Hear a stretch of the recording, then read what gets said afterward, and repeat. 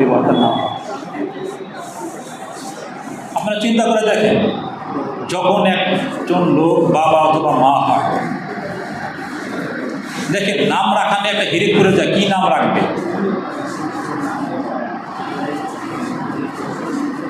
একটা দরিদ্র সন্তান, ঘরের সন্তান হলে দেখে খুব সুন্দর সুন্দর ইন্ডিক নাম রাখে। কার নাম রাখে রাজ, কার নাম রাখে মহারাজ, কার নামে রাখে বিশ্ব, কার নাম রাখে সম্রাট। এটা আবেগের কথা যে আমার ছেলে রাজা হয়ে দেশ চালাবে,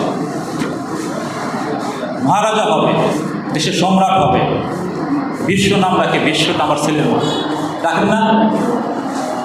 কিন্তু সেই ছেলে মেয়েটাই যদি অল্প বয়সে বিয়ে করে, বিয়ে করার পর তার লেখাপড়া করার সুযোগ নাই, হয়ে ওঠে না, বউর ভাত কাপড়ের ব্যবস্থা চিন্তা করতে হয়, সংসারের ভাত তার উপরে এসে বসে পড়ে, ভাত ভর করে, তখন কিন্তু সেই ছেলেটা লেখাপড়া করতে পারে না, তখন সে আর্থিক ইনকামের একটা চিন্তা ভাবনা করে। কিন্তু যদি লেখাপড়া না জানা থাকে তাহলে কি সে ভালো একটা চাকরি পাবে, ভালো কর্মসংস্থান হবে? হয়তোবা সে আর্থিক কষ্টে সে হতাশাগ্রস্ত হয়ে যাবে। তখন সেই ছেলেটা এক পর্যায়ে মনের দুঃখে, কষ্টে, যন্ত্রণায় নেশাগ্রস্ত হয়ে যাবে। এটা আমি এখানে এসে দেখছি একটা অফিসার ইনচার্জ হিসাবে। প্রায় গড়ে একদিন দুই দিন পর পরই বাবা মা আসে যে আমার ছেলে আমাকে মারছে নেশার টাকা।